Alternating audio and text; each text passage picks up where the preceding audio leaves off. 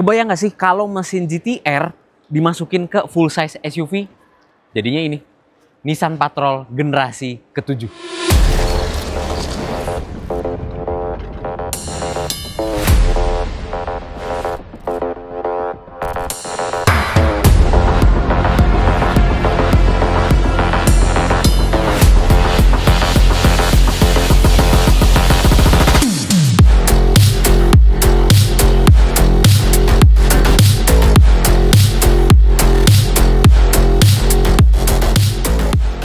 Nggak percaya ini mesin GT-R? Ya udah, kita nyalain aja mesinnya. Nih, dengerin.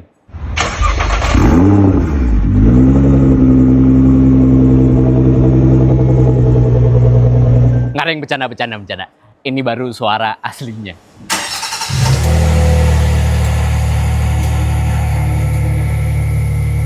Oke, jadi itu dia mesin dari Patrol generasi ke-7. Kalau berbicara sejarahnya, Patrol memang salah satu model Nissan yang paling panjang umurnya. Karena dia udah masuk ke generasi ke-7. Walaupun memang kalian bisa lihat di belakang gue ini berbagai macam gambar tiap generasi Patrol. Kalau misalkan kalian perhatiin ya, generasi yang Y61 sama Y62 itu jaraknya sampai 10 tahun. 1 dekade untuk memunculkan generasi terbarunya. Dan sekarang akhirnya muncul juga generasi yang ke-7. Memakai mesin VR 35DDTT. Jadi udah twin turbo. Mesin tersebut juga menyalurkan tenaga ke 4 roda lewat transmisi 9 percepatan otomatis. Namun cc-nya turun 300 cc dari VR38. Jadi 3500 cc. Tapi tetap dapat menghasilkan tenaga sebesar 425 horsepower dengan torsi hingga 700 Nm yang cukup membawa SUV full size ini. Sebongsor ini dibawa drift sama Arab-Arab. Nah, dan sekarang kita bahas soal eksteriornya. Tadi kameramen sempat ngomong kalau misalkan gue mesti majuan ngobrol kalau sama mobil ini karena badan gue kecil banget dibandingin sama full size SUV si Patrol ini yang nama lainnya adalah Nissan Armada di beberapa market. Dan seperti kebanyakan generasi-generasi sebelumnya ya, mukanya gede banget in your face. Udah nggak ada lagi desain-desain khas V-Motion-nya walaupun ada sedikit tarikan garis ala-ala muka V-Motion dari Nissan generasi terdahulu. Di bagian lampunya full LED tentu dengan lampu utama yang udah full proyektor. Dan soal fog lampnya udah proyektor juga. Lalu yang gue suka di bagian fasianya, ini beneran bolong. Bukan cuma aksen cetakan doang. Tuh ya. Walaupun memang sedikit berpengaruh aja ya ke coefficient of drag, tapi tetap mengalirkan udara ke bagian samping roda nih ya. Yang sebesar 20 inci, velgnya dual tone, profil bannya 275/60. 20 inci emang terdengar gede ya di mobil-mobil lain, tapi kalau full size SUV rasanya pas. Lanjut lagi, untuk pengereman sendiri udah disc brake 4-4-nya. Dan kalau kita ngelihat bagian sampingnya ya, buset, ini satu badan gua aja kayaknya nggak nyampe nih. Masih kesana lagi gitu. Mesti nambah 2 orang bagas lagi baru bisa ketemu panjangnya si Nissan Patrol ini, saking besarnya profil samping dari si Nissan Patrol. Atapnya tinggi ke atas, spionnya gede banget, muat nutupin muka gua tuh. Dan terdapat blind spot monitoring juga di spionnya. Sementara yang ini nih ya, sebenarnya bolong tapi langsung ke bodi. Mungkin cuma mengeluarkan hawa panas dari mesinnya aja kali ya. Oke, di bagian samping lagi ada emblem V60 ya. V6 tandanya dan T-nya ini twin turbo. Ada footstep tentu karena mobilnya tinggi. Dan itulah profil sampingnya. Kalau di bagian belakang perlampuan juga tentu udah full LED. Sementara pintunya udah power back door juga.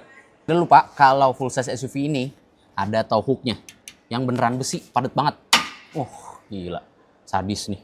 Emang penggunaannya untuk menarik bawaan ya, menarik beban yang besar. Dan yang uniknya di bagian bagasi ini, kalian lihat tidak ada wiper sama sekali karena kayak Alphard, wiper tersembunyi di spoiler belakang bagian bawahnya. Di belakang sini defogger dan ada kamera buat rear view mirrornya. Jadi udah digital rear view mirror. Emblem Nissan udah yang baru, logo Patrol di bagasinya segede gaban ya, sama logo variannya LE. Logo Patrol sendiri ada di pilar D-nya juga. Oke, sekarang kita masuk ke Nissan Patrol. Ya ampun, kelihatan kecil banget tuh pasti gue di kamera. Dan untungnya ya, Akses mudahnya gampang. Nah, lalu kita langsung disambut sama interiornya yang mewah. Permainan warna burgundi coklatnya. Ini bagus banget. Tuh, ini ten coklat gitu ya dia. Soft touch. Bagian dashboard. Nah, sampai ke bagian atasnya juga soft touch. Lengkap dengan sound system dari Klipsch. Bacanya gimana ya? Klipsch. Mungkin dari netizen semua ada yang bisa komentar juga gimana cara baca yang bener nih dari sound system Klipsch-nya ini. Oke, lanjut lagi. Sebenarnya di bagian interior ini banyak beberapa tombol yang familiar karena common parts. Yes, common parts-nya nggak cuma mesin sama GTR, yang itu juga nggak common banget sih ya. Tapi di bagian tombol-tombolnya juga common parts. Lihat, transmisinya sama kayak punya Serena. Terus instrumen panel ya di tengah-tengah AC-nya di bagian tombol-tombol ya untuk ngatur volume, untuk ngatur kameranya juga itu persis sama Nissan Leaf generasi yang paling baru yang platformnya udah berbeda dibandingkan dengan Nissan Leaf yang hatchback kalian kenal di Indonesia. Dan nggak cuma itu, yang samanya juga ya tombol drive mode itu persis dengan Nissan X-Trail T33 yang baru meluncur di Indonesia. Harganya agak sedikit mengecewakan emang, tapi it's okay, kita balik lagi ke Patrol. Ada tambahan driving mode juga ya, tentu karena Nissan Patrol ini udah berpenggerak all wheel drive atau 4x4 dengan diferensial locker yang semuanya udah tombol fisik di bagian konsol tengah sini. Lanjut lagi, untuk pengaturan kursi, artikulasinya banyak, maju, mundur, naik turun untuk support paha, naik turun kursinya juga, reclining bisa, dan ada lumbar support untuk pengendaranya. Memory seat juga tersedia, 2 buah yang bisa kita atur lewat door trimnya. Pembukaan kaca udah full auto depan belakang dan kaca depannya nih ya, bisa kita lihat itu dia udah double glazing dan lebih tebal dibandingkan dengan double glazingnya si Serena Auto ataupun X-Trail T33. Dan yang gue suka ya di bagian setir ya, pengaturan tilt teleskopiknya udah elektrik, tuh, maju mundur tuh. Kelihatannya emang tangguh, tapi kesana nggak tua karena kalau kita nyalain tuh ada backlit-nya. Jadi minimalis banget ke sana dan kita bisa lihat di tombol-tombol setirnya itu ya. Ada Nissan ProPilot, Adaptive Cruise Control juga udah ada. Lengkap pastinya, lane keeping assist, traffic jam assist. Bisa dilakukan oleh Nissan Patrol ini. Dan ergonomi tombolnya nih ya, trackball-nya itu miring. Dia nggak lurus, mengikuti arah jempolnya. Dan lewat pengaturan di bagian setirnya ini, kita bisa ngatur infotainment display sama speedometernya. Oh iya, sama satu hal lagi ya. Sebenarnya karena ini setir kiri, jadi pasti kalian mencari-cari nih, rem parkirnya di mana? Rem parkirnya itu ada di deket door trim sebelah kiri, paling ujung. Sebenarnya kalau ditaruh di setir kanan, dia deket sama konsol tengah, tapi karena lagi-lagi ini setir kiri, jadi dia agak keluar untuk rem parkirnya. Kita lanjut lagi ngomongin layarnya, 2 buah. Ini mungkin 12 inci kali ya, karena sama kayak punya X-Trail, jadi 2 layar yang digabungin jadi 1. Mungkin kalau misalkan gue salah bisa dikoreksi soal besarannya. Dan sebenarnya ada capacitive touch juga di sebelah paling kiri layarnya untuk mengatur kecerahan speedometernya. Ini mungkin kalau kita bisa pinjem ya, bakal kita bahas apa aja isi speedometer sama infotainment display-nya yang sudah tersedia Apple CarPlay juga Android Auto. Lanjut lagi, di bagian konsol tengah lagi-lagi tombol yang sama kayak Nissan Leaf generasi terbaru, lalu udah heated sama ventilated seat untuk baris depannya. Dual zone sudah tersedia untuk climate control dan differential lockernya yang masih tombol fisik, nggak ngeraba-raba, nggak mesti ngelus-ngelus layar besar di bagian tengah. Oke, tombol transmisi yang sama kayak Nissan Serena, lalu ada pengaturan tingkat ketinggian karena suspensinya udah air suspension, jadi bisa mengatur tingkat ketinggian Nissan Patrolnya. Idling start stop, kalau kita buka sliding door-nya di bagian konsol tengah langsung kelihatan wireless charging, 2 buah cup holder, dan colokan Type C. Lagi-lagi colokannya udah Gen Z, nggak ada colokan Type E sama sekali. Oke, ada Easter egg di sini, tahun kelahiran Nissan ya, 1951, tulisan Patrol gede banget, dan untuk kompartemen penyimpanan konsol tengahnya ini termasuk sama cooler box. Cooler box doang, bukan buat refrigerator, bukan kulkas. Jadi untuk mendinginkan minuman aja atau mendinginkan makanan ringan kalian kayak coklat-coklat batangan atau yang lain sebagainya. Sama satu hal lagi, ini area kecil entah buat naruh apa, tapi tetap sama Nissan masih dikasih lapisan karet dari Marelli nih. Attention to detail yang sangat bagus tentunya. Biar kalau naruh barang perintilan kecil-kecil nggak bunyi-bunyi. Lanjut lagi, ini rear view mirror yang tadi gue bilang bisa dibiasain ya, kaca aja atau bisa di digital.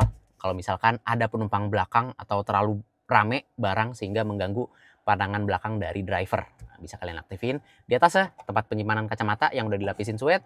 Terus lampu yang udah putih LED walaupun dia warm ya. Kuning, jadi bagus nih ke mata, halus, nggak kasar banget, nggak putih banget. Lalu di atasnya ada tombol fisik untuk mengatur panoramic sunroofnya. Bisa dibuka dan ada blindnya. Sama satu hal lagi, ada kamera di atas sini. Ini setelah gue nanya-nanya sama orang Nissan, ternyata salah satu fiturnya adalah untuk memberitahukan pengendaranya ya, ketika misalkan si Nissan Patrol ini dikunci, ada objek yang masih bergerak di dalamnya, dia bakal ngasih tanda atau alarm menandakan kalau masih ada barang atau seseorang atau sesuatu di dalam Nissan Patrol ini biar nggak ketinggalan, biar nggak kelupaan mungkin ya. Tapi ada satu hal kecil nih yang sebenarnya nggak terlalu mengganggu, cuma lucu aja karena pembukaan tutup kuncinya ya. Tuh, ini kayak mobil-mobil lama, masih tuas begitu doang. Kalau mau ngebuka, tuh, lucu banget, tuas kecil. Iya, lanjut lagi ke baris kedua. Ini ya elah, badan gue kecil amat ya. Untung akses masuknya tetap gampang ya. Dan kita langsung disambut sama area baris kedua yang luas banget. Tinggi gue 164 cm dan gue masih kelihatan kecil di baris keduanya sih Nissan Patrol ini. Headroom lega banget, legroom juga lega. Permainan kaki juga masih lega ya elah, bisa selonjoran. Ini ya di si Nissan Patrol. Dan lagi-lagi, walaupun ada gardan di bagian bawahnya, tetap tunneling nggak terlalu tinggi karena lantainya juga tinggi. Ingat, ini leather frame, bukan monokok. Oke, soal fitur, dia disediakan layar yang besar untuk baris keduanya. Mengingatkan gue sama Zenix sebenarnya ya. Tapi di layar ini ada colokan HDMI sama port Type-C. Sama konektivitas Bluetooth. Jadi kalau misalkan kalian mau dengerin infotainment ya secara private, itu kalian bisa sambungin Bluetooth earphone kalian ke layar sini. Dan layarnya lancar, nggak patah-patah. Terus artikulasinya juga enak ya. Jadi dia bisa dinaik turunin sesuai arah kepala penumpang belakangnya. AC climate control udah triple zone, pengaturan semburannya juga tingkat kecepatan udah bisa kita atur selain suhunya ya. Terus ada colokan Type-C 2 buah sama colokan 12 volt di sini. Jadi nggak rebutan sama baris depannya. Dan lanjut lagi, penumpang baris ketiga tidak dianaktirikan, ada headrest, seat belt 3 titik, dan di bagian armrestnya simple banget, cuma tersedia 2 buah cup holder. Udah nggak ada lagi. Yang nggak ngeplek sih emang sih, tuh ya. Tapi udah simple banget. Oke lah. Terus untuk arah semburan AC-nya ada di kepala nih, jadi hati-hati buat yang suka pusing kepalanya atau suka migrain nih. Agak ngeri, jadi ditaruhnya ke tengah aja. Lampu interior masih LED dan warna putih warm ya, anget warnanya, terangnya. Dan sayang di bagian baris kedua ini walaupun sound speakernya udah clip juga ya. Jadi dia di beberapa titik ada tweeter, ada middle, ada subwoofernya juga. Tapi untuk kacanya nggak double glazing di baris kedua ini. Agak sayang sih ya, tapi mungkin kegerapan kabinnya juga udah dimaksimalin lewat insulasi karet-karetnya.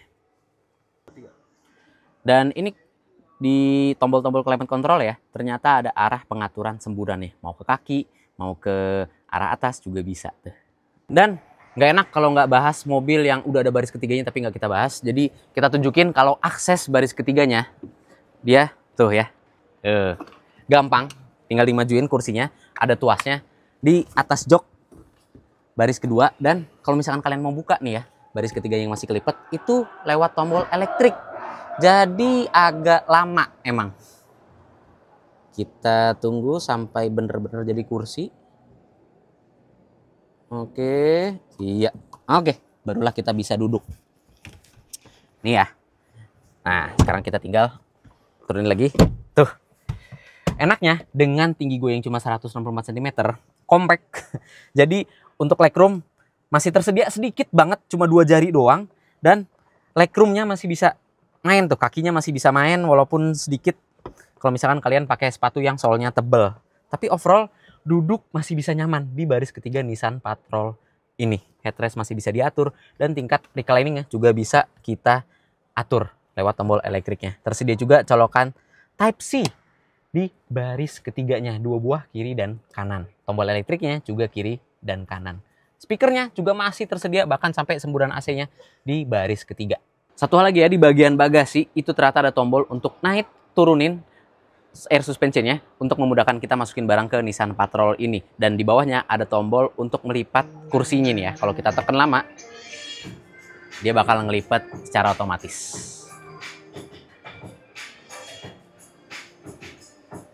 Pun sama naikinnya juga tinggal pencet lama. Nah, dia bakal, nah kalau mentok dia bakal turun lagi ya. Jadi kalian mesti majuin kursinya.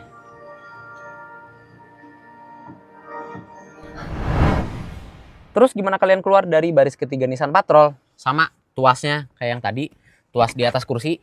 Nah, tinggal dorong pakai kaki, udah keluar deh. Gampang kan? Oke, jadi gimana menurut kalian Nissan Patrol atau Armada yang sekarang tampil di Gias 2025 saat ini? Gimana kalau misalkan mobil ini, full size SUV ini, melawan Land Cruiser? Apakah kalian pilih Land Cruiser? Pilih ini atau malah pilih tank 500? Coba aja komentar di bawah. Jangan lupa subscribe, jangan lupa tekan loncengnya untuk mengetahui video seru selanjutnya dari Autonet Max. Gue Bagas Satrio, dadah!